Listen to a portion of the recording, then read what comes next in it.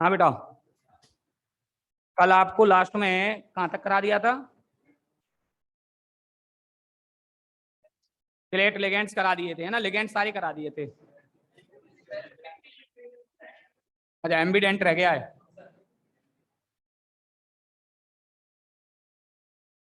देखिए भाई, ambidentate ligand,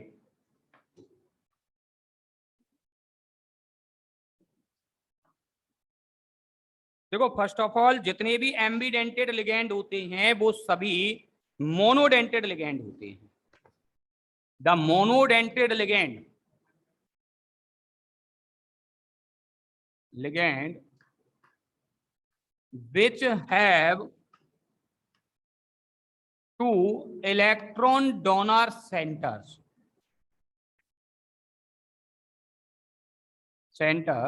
but only one center can take part in one time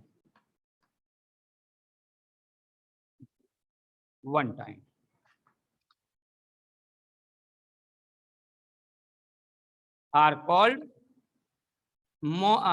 ambidentate ligand.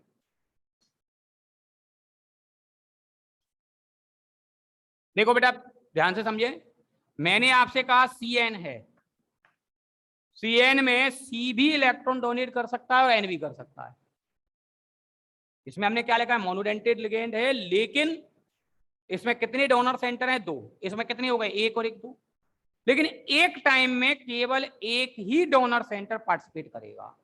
यदि carbon participate कर रहा है तो CN, और नाइट्रोजन पार्टिसिपेट कर रहा है तो NC। सिमिलरली NO2 में यदि अपन देखें, ONO यदि ऑक्सीजन कर रहा है और यदि नाइट्रोजन कर रहा है तो NO2। तो इन्हें हम क्या कहते हैं? एम्बिडेंटेड लिगेंड्स कहते हैं।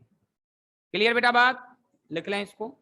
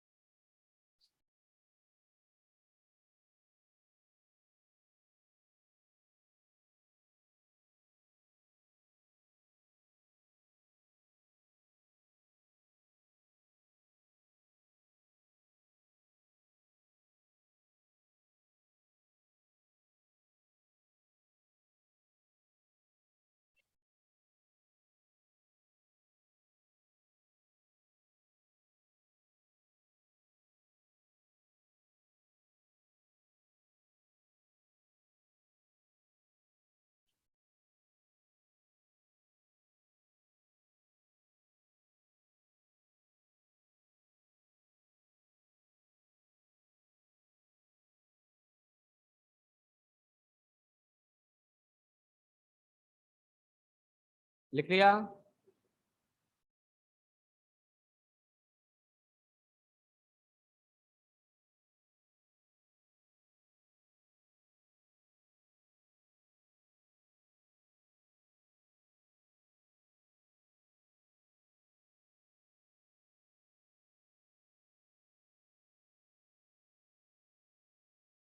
Next, oxidation of CMI।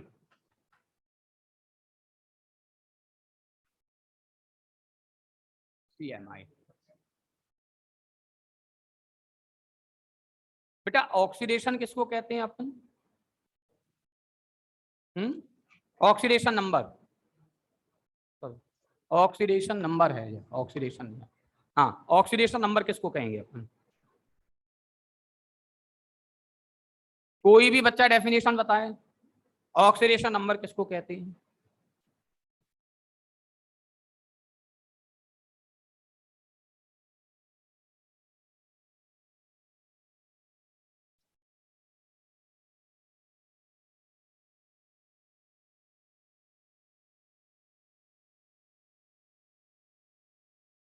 देखो ऑक्सीडेशन नंबर किसको कहते हैं कि किसी भी कंपाउंड में जिसका हम ऑक्सीडेशन नंबर निकाल रहे हैं, उस कंपाउंड में उस एलिमेंट्स के चारों तरफ जितने भी बॉन्ड्स हैं, यदि हम उन बॉन्ड्स को डिसोशिएट कर दें जिसमें कि शेयर्ड इलेक्ट्रॉन अपने एलिमेंट्स पर वापस चले जाएं, तो जितना चार्ज उस एलिमेंट पर आता है उसको क्या कहते हैं हम, oxidation number.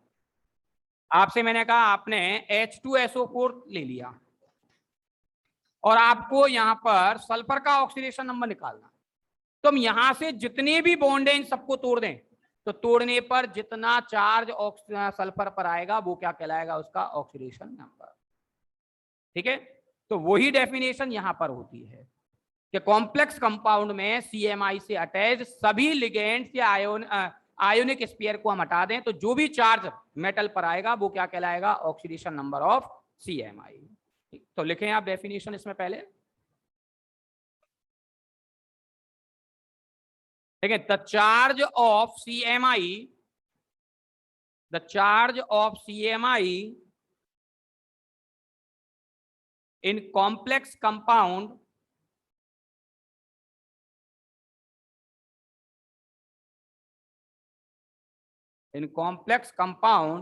which is obtained by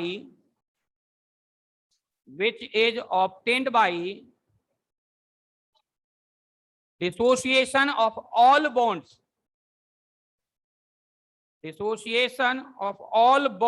along with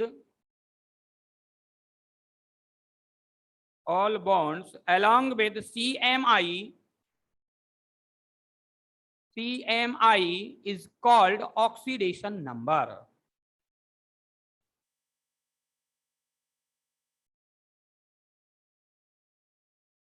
Is called oxidation number. हाँ बेटा, हमें ये K4FeCN6 गिवन है और आपसे कहा गया है कि इसमें CMI का ऑक्सीडेशन नंबर निकालिए। CMI कौन है, Fe। बताएंगे नहीं आपको, अपने आप आपको सोचना है CMI कौन है। CMI इस बॉक्स के अंदर ही होगा, बाहर नहीं होगा। अब आपको यहां जो ऑक्सीडेशन नंबर निकालना है, कैसे निकालेंगे हम, potassium 4 into potassium plus 1 into Fe plus 6 into Cn बराबर, यदि यहां इस कंपाउंड में ये चार्ज ऊपर होता तो वो चार्ज यहां आता है, लेकिन चार्ज नहीं है तो यहां हम कितना लिखेंगे, 0। पोटेशियम का चार्ज फिक्स होता है +1, जिसका निकालना है उसका कितना होगा, x। Cn लिगेंड है, आपको लिखा दिया है -1 बराबर 0। ओवरऑल 4 + x - 6 बराबर 0, तो x बराबर +2। बात क्लियर हुई भैया? आपको इनको निकालना आना चाहिए, क्योंकि आप जब IUPAC लिखोगे तो IUPAC में हमें CMI का ऑक्सीडेशन नंबर लिखना होता है।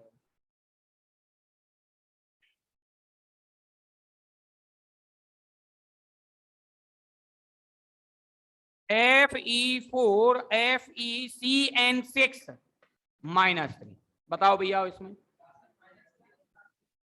Fe4FeCN6 का होल साइज क्या होगा, इसमें CMI का ऑक्सीडेशन नंबर।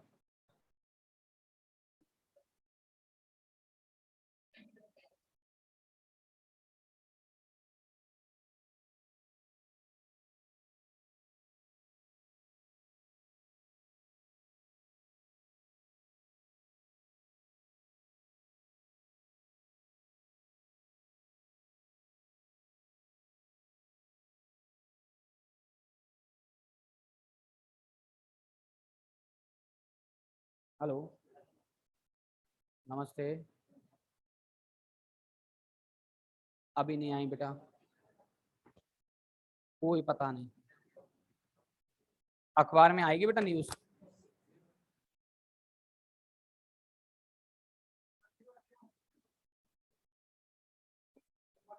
हाँ, किसका,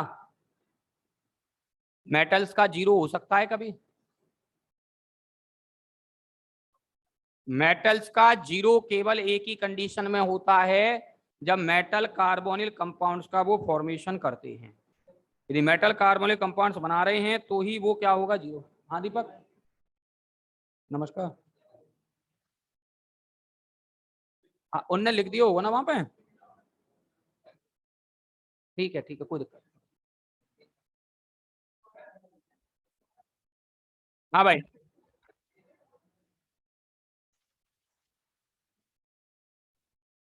निकला नहीं निकला?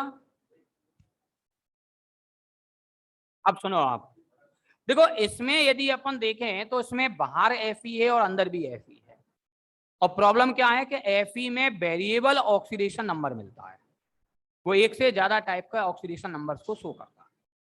तो हम ना तो यहां बता सकते हैं और ना ही हम यहां बता सकते हैं कि कौन सा Fe है। तो अब हमें दोनों कंडीशंस को चूज करना पड़ेगा। आप किसी एक Fe के ऑक्सीडेशन नंबर को फिक्स मान के चलोगे और दूसरे को चेक करोगे क्या वो सही आता है या नहीं आता। बेटा Fe का चार्ज कितना होता है? +2 +3। जितने वो कंपाउंड्स बनाता है उनमें या तो +2 होगा या फिर वो +3 होगा। मैंने मान लिया कि ये +2 है, तो +2 × 4 +8 प्लस 3x माइनस 6 18 18 0। 3x बराबर 10 और x बराबर 10/3। क्या सही आ रहा है? कितना आना चाहिए था? या तो +2 आना चाहिए था या +3 आना चाहिए, तो ये गलत है। ठीक है भैया। अब हम इसको अपोजिट सोचेंगे कि भैया यदि हम इसको +3 ले लें तो क्या होगा? +3 से 3 × 4 +4 प्लस 3x माइनस 18 बराबर 0। 3x बराबर 6 और x बराबर +2। क्या आ रहा है? सही आ रहा है। तो दैट्स मींस इसका +2 है और इसका यहां पर +3 है। ऐसे कंपाउंड जिनमें काउंटर आयन और अंदर जो आपका CMI है दोनों ही वेरिएबल ऑक्सीडेशन नंबर शो करते हैं, उनका आपको इस तरीके से चेक करना पड़ेगा। ठीक है। कुछ बच्चे कहते हैं सर हम इसको इधर ले जाएं और इसको इधर ले जाएं तो इसमें तो सही बैठ जाएगा लेकिन बाकी के कंपाउंड्स में नहीं बैठेगा, फिर वहां आपको बाकी के में दिक्कत आएगी। क्लियर भैया? ऑक्सीडेशन नंबर में किसी बच्चे को कोई प्रॉब्लम हो तो वो बोलें, नहीं तो अपन अगला टॉपिक लेके चलें इसमें।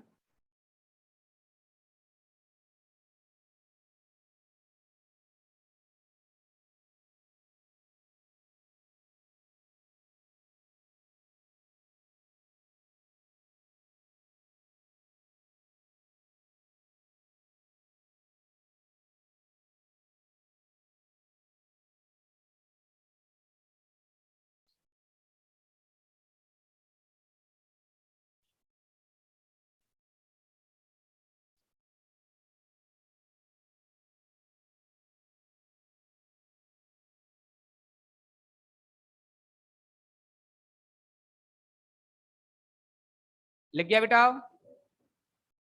चलो आगे देखें। बात क्लियर हो गई भाई? या तो आप डायरेक्ट निकाल सकते हो, डायरेक्ट हम तब निकाल सकते हैं जब वेरिएबल ऑक्सीडेशन नंबर वाला केवल एक ही एलिमेंट है और उसी का आपको ऑक्सीडेशन नंबर पूछा जा रहा है, और इस दोनों में है तो फिर आपको क्या करना है, उसमें एज्यूम करके आपको उनको निकालना है।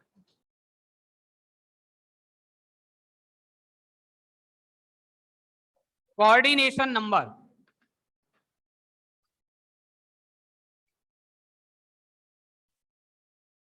Coordination number of CMI।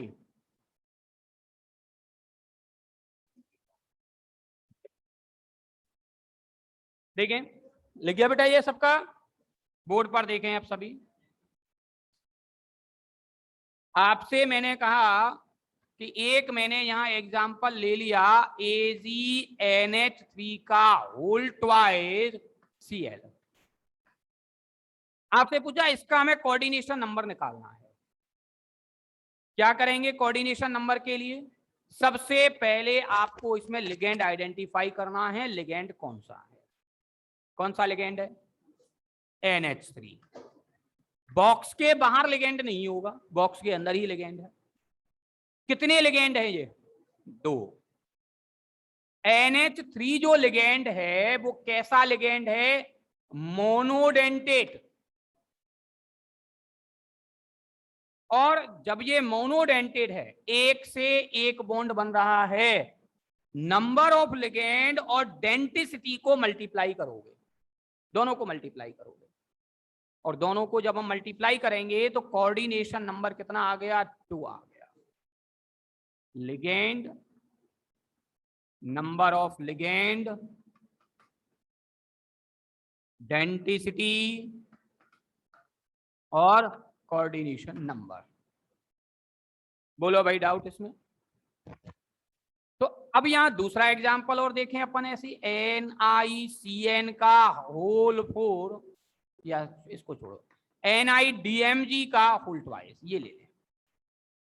कौन सा लिगेंड है? Di methyl ग्लाइऑक्सिम DMG। लिगेंड कितनी है? 2। DMG कैसा लिगेंड है? बाइडेंटेड। कितना हो गया कोऑर्डिनेशन नंबर? 4। मल्टीप्लाई करना है, 4 आ गया। क्या अलग अलग नहीं हो सकते? एक ही में 2 टाइप के हो सकते हैं। आपसे कहा COEN का होल ट्वाइज Cl2Cl, कौन कौन से लिगेंड है? EN और Cl। कितने लिगेंड? 2 लिगेंड EN के, 2 लिगेंड Cl के, अलग अलग लिखेंगे। EN कितने कैसा है? बाइडेंटेड। Cl कैसा है? मोनोडेंटेड। इसका कितना हो गया? 4। इसका कितना हो गया? 2। दोनों को ऐड करके निकालेंगे 6। इसका कोऑर्डिनेशन नंबर कितना हो गया? 6 हो गया। क्लियर भैया?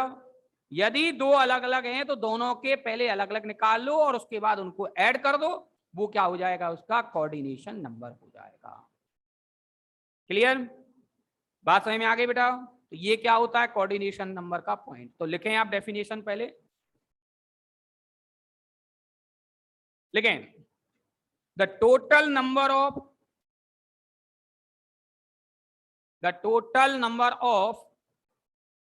coordinate bonds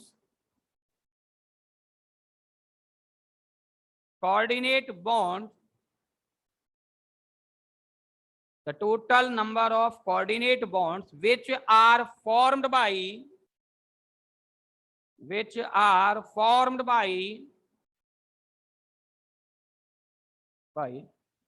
all ligands with CMI, all ligands with CMI is called coordination number of CMI. Coordination number of CMI.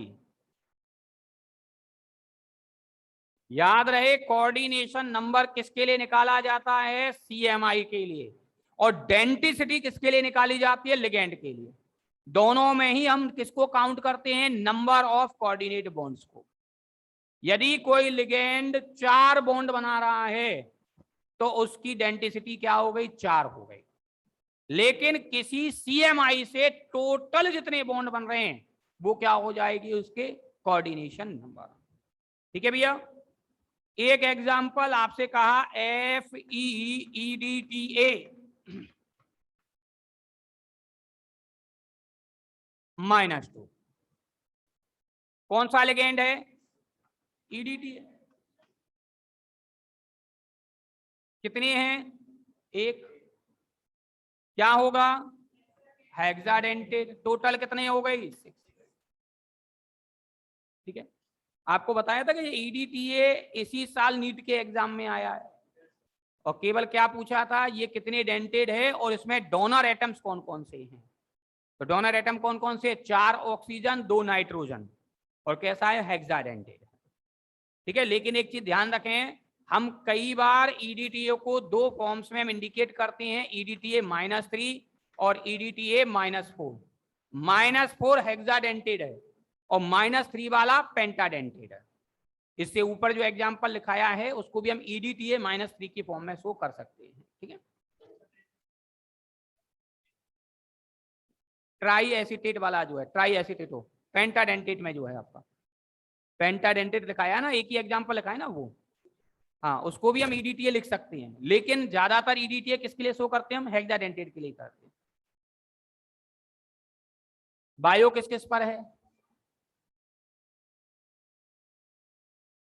बेटा इसका कोई यूज बताइए, इस कंपाउंड का, इस काम किसमें यूज करते हैं? FeEDTA का, या केवल EDTA का यूज किसमें करते हैं?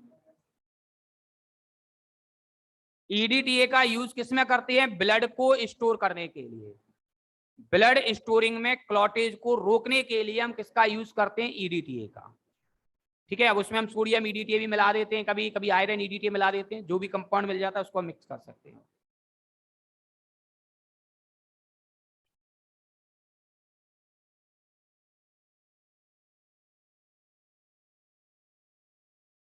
आप जितने घर पर क्वेश्चंस कर लोगे उतना अच्छा आपका टॉपिक हो जाएगा, नहीं करोगे तो वो आपके ऊपर डिपेंडेबल है बेटा। एग्जाम्पल्स आपको करने पड़ेंगे इसमें।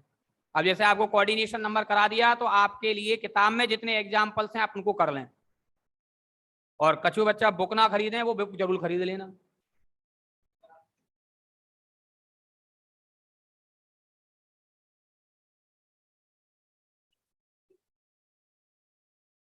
एक दूसरे से पूछ रहे हैं तेने खरीदी क्या ना खरीदी है? क्यों बेटा, तेनों ना खरीदी अभी? कोई बात नहीं, कितनों ने खरीद लिया? एक दो बच्चा है केवल, बाकी के तो उन पैसन के पेटेज खा गए होंगे अब तक हैं। चलो नेक्स्ट।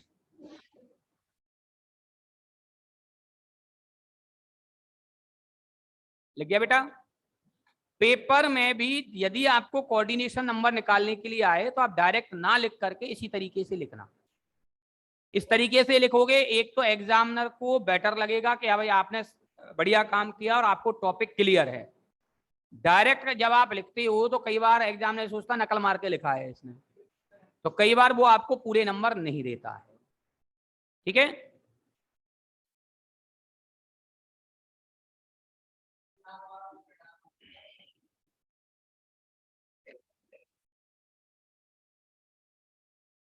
IUPAC ब्लड क्लॉटिंग जो होती है, आप ब्लड को स्टोर करते हो तो ब्लड क्लॉट हो जाता है, तो उसको रोकने के लिए हम उसमें मिलाते हैं। ठीक है, आप कभी ब्लड डोनेट करने गए हो, देखा है कहीं पे ब्लड डोनेट करते समय किसी को? यदि आपने देखा हो तो एक थैली में ब्लड को स्टोर करते हैं, उस थैली के अंदर पहले से ही एक लिक्विड भरा रहता है। ठीक है, और वो लिक्विड क्या होता है, उसमें केमिकल्स होते हैं जिससे कि वो ब्लड क्लॉट नहीं हो, ब्लड प्रिजर्व रहे, उसके लिए हम इनको मिलाते हैं। आज ये लिख गया भैया?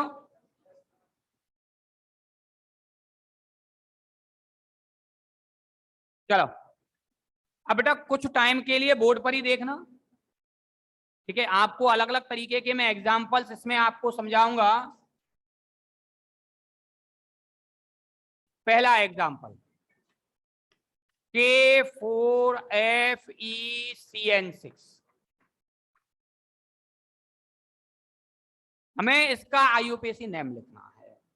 दूसरा एग्जांपल भी मैं यहां लिख दूं, AgNH3 का होल ट्वाइस Cl। तीसरा एग्जांपल NiCO का होल कोर।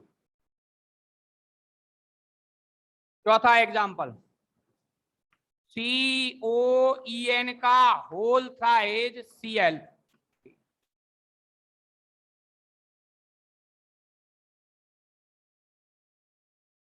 पांचवा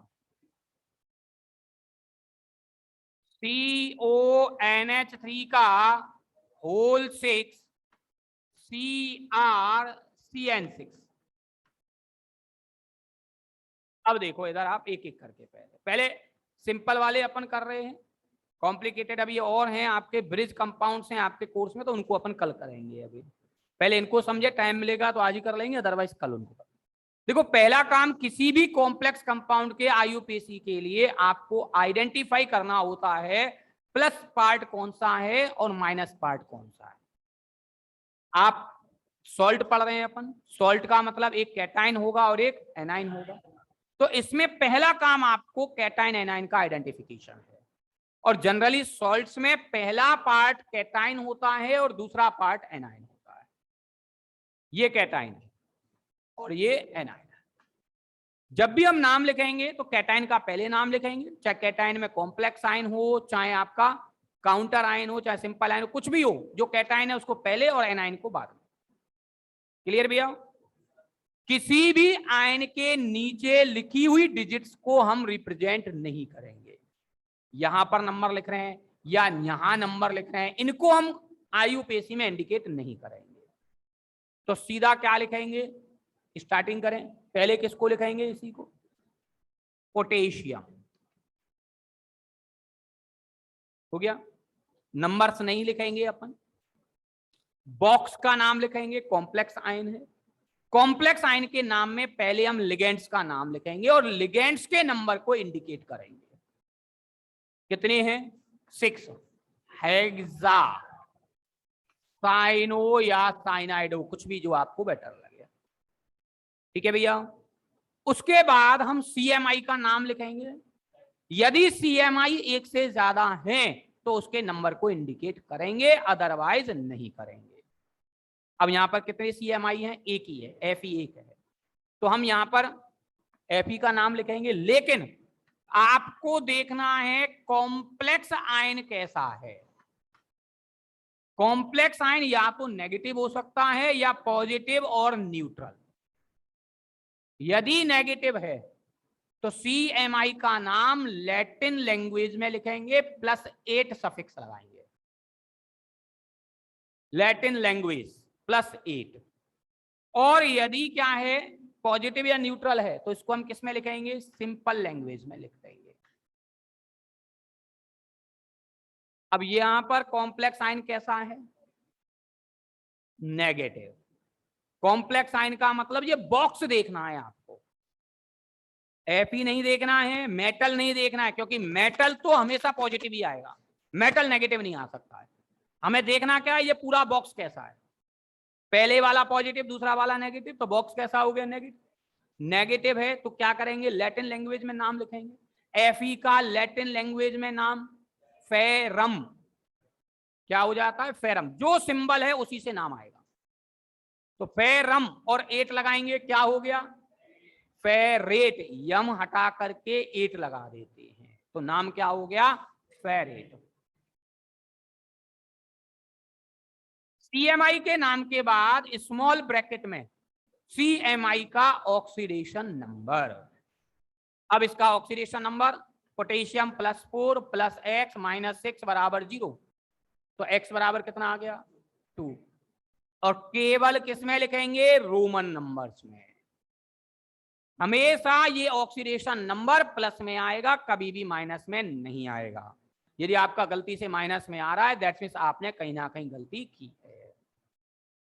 हाँ भाई बोलो भाई, पहला नाम ये समझ में आ गया। दूसरा देखें, अब दूसरे को देखें तो भैया पहले इसको देख ले, वही पॉजिटिव पार्ट पहले लिखेंगे, लेकिन पॉजिटिव पार्ट पहले क्या है? Complex sign. तो हम पहले किसका नाम लिखेंगे? कॉम्प्लेक्स साइन का, डाई एमीन। उसके बाद कॉम्प्लेक्स साइन कैसा है? पॉजिटिव। पॉजिटिव है तो कैसा लिखेंगे? सिंपल नाम। सिंपल का मतलब आप यदि एजी को मार्केट में लेने जाओ तो क्या बोलोगे? सिल्वर। नॉर्मल नाम तो क्या नाम हो गया इसका? सिल्वर।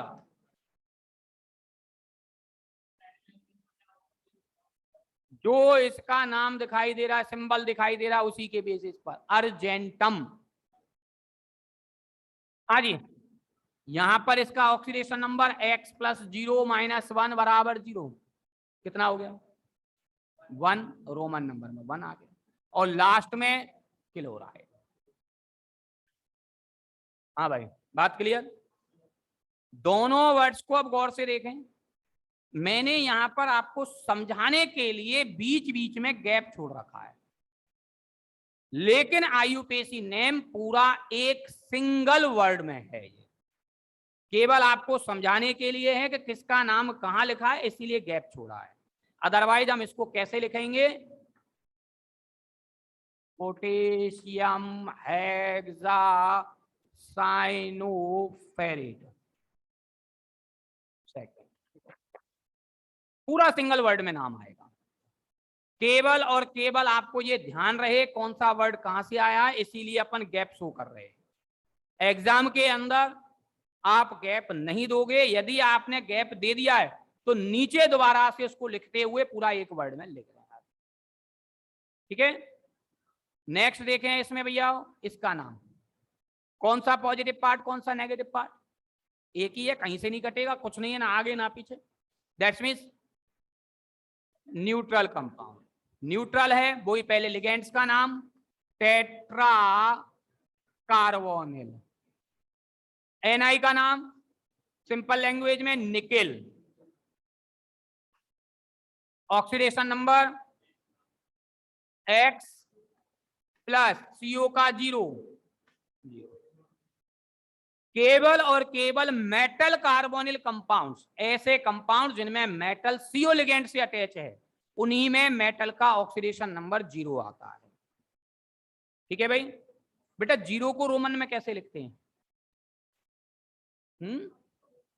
ब्रैकेट खाली छोड़ देते हैं। हाँ भाई, 0 को रोमन में कैसे लिखते हैं? रोमन के अंदर 0 होता ही नहीं है। रोमन में अपन जब भी स्टार्टिंग करते हैं 1 से स्टार्ट करेंगे। अब यहां आप ब्रैकेट खाली नहीं छोड़ेंगे, आप उसको सो ही नहीं करेंगे। आप ऑक्सीडेशन नंबर नहीं लिखा है, इसका मतलब उसका 0 है। ठीक है भैया, तो यहां ऐसा नहीं है कि आप जैसे अभी आप कह रहे हो बेटा कि आप ब्रैकेट खाली छोड़ दोगे, इसका मतलब कुछ नहीं है, ब्रैकेट आपको बनाना ही नहीं है यहाँ। बात क्लियर भैया? क्यों नहीं बनाया है? क्योंकि हमें ऑक्सीडेशन नंबर रोमन नंबर्स में लिखना होता है और रोमन नंबर्स में हम 0 को रिप्रेजेंट नहीं करते हैं, इसलिए हम यहां पर नाम नहीं लिखते। चले अब इसका नाम देखें। सबसे पहले लिगेंड, पहली बात तो ये पॉजिटिव है, पॉजिटिव का क्या नाम है? EN का इथाइलिन डाईएमाइन। यदि किसी लिगेंड के नाम में पहले से ही डाई, ट्राई, टेट्रा, थायो, एक्टिव ऐसे कोई भी वर्ड आ रहे हैं तो उनके नंबर्स इंडिकेट करने के लिए हम दोबारा से डाई, ट्राई इनका यूज नहीं करते, बल्कि उसकी जगह पर 2 के लिए बिस, 3 के लिए ट्रिस, 4 के लिए टेट्राकिस, ठीक है, इनका अपन वहां पर यूज करते हैं। जनरली आपको बिस और ट्रिस से ज्यादा यूज नहीं होंगे। बाकी के लेटर्स जो यूज होते हैं वो ऑर्गेनिक आईयूपीएसी में यूज होते हैं। जब आप ऑर्गेनिक आईयूपीएसी को एक्सपेंड करते हो तो बाकी के लेटर्स को अपन यूज करते हैं। यहां क्या होगा, ब्रैकेट में पूरा नाम लिखेंगे। ऐसा नहीं कि हम नाम को पूरे को ब्रैकेट में नहीं लिखें। यदि पूरा नाम ब्रैकेट में नहीं लिखोगे तो इथाइलिन अलग लगेगा और डाईएमिन अलग लगेगा, 2 लिगेंड्स अलग अलग दिखाई देंगे, इसलिए पूरे को ब्रैकेट में बंद करेंगे। कितने हैं? 3। क्या लगा देंगे? ट्रेस। और आगे CO का नाम कोबाल्ट, ऑक्सीडेशन नंबर 3 और लास्ट में क्लोराइड। हाँ जी बोलो भाई, बात समझ में आई? इसका नाम लिखें पहले पॉजिटिव का, लिगेंड्स हेक्सा एमीन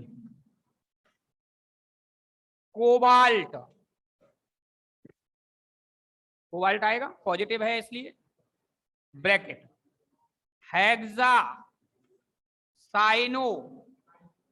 हाँ जी, अब देखो आप क्या करो, जो सिंबल आपके सामने है आप उसका नाम बोलकर देखो। जो आप नाम बोल रहे हो अरे वो ही उसका सिंबल आ रहा है, दैट मीन उसका सिंपल नाम और लैटिन नाम एक ही है। जैसे CR को आप क्या बोलते हो? क्रोमियम, इंडिकेशन भी उसी से है, दैट मीन इसका सिंपल नाम और लैटिन नाम दोनों सेम है। निकेल NI सेम है, कोबाल्ट CO सेम है, आयरन सिंबल क्या हो गया? Fe, अब अलग अलग हो गया। तो आपको इस तरीके से इसको नाम के बेसिस पे आप अपने आप चेक कर सकते हो कौन सा लैटिन नाम में अलग आएगा कौन सा नहीं। अब यहां क्या आएगा? क्रोमेट, 8 लगाना है इसलिए क्रोमेट आएगा। क्लियर? अब ऑक्सीडेशन नंबर बताइए इनके, निकाल के कितने कितने आएंगे?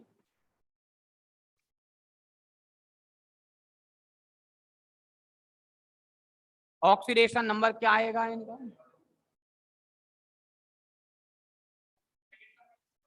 सेकंड का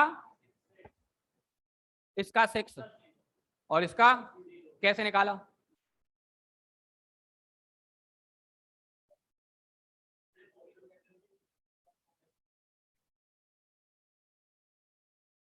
पहले वाला पॉजिटिव होता है, कोई भी आप कंपाउंड लिखोगे इसमें फर्स्ट ऑफ ऑल पॉजिटिव होता है, बाद में नेगेटिव होता है। NaCl लिखता है, Cl Na लिखता है, क्यों? हाँ भाई, कोई भी बच्चा बताओ फटाफट। टाइम भी हो गया, रीजन तो ऐसा।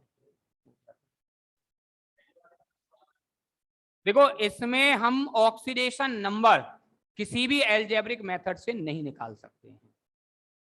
क्यों? क्योंकि यहां पर दोनों एलिमेंट्स वेरिएबल हैं और दोनों का ऑक्सीडेशन नंबर सेम हो ऐसा पॉसिबल नहीं है। दोनों पर काटने पर +1 आए ये भी जरूरी नहीं है।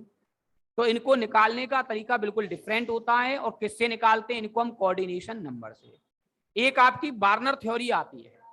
बार्नर थ्योरी में ये कहा जाता है कि हर एलिमेंट का कोऑर्डिनेशन नंबर फिक्स होता है। कोऑर्डिनेशन नंबर का मतलब बार्नर के अकॉर्डिंग उसको हम सेकेंडरी वैलेंसी बोलते हैं। उसी के बेसिस पर हम इनका ऑक्सीडेशन नंबर निकालते हैं, CMI, coordination number, oxidation number. यदि आप AG लेते हो, कोऑर्डिनेशन नंबर यदि कंपाउंड में इसका 2 दिखाई दे रहा है तो ऑक्सीडेशन नंबर +1 होगा। निकेल 4 के लिए +2।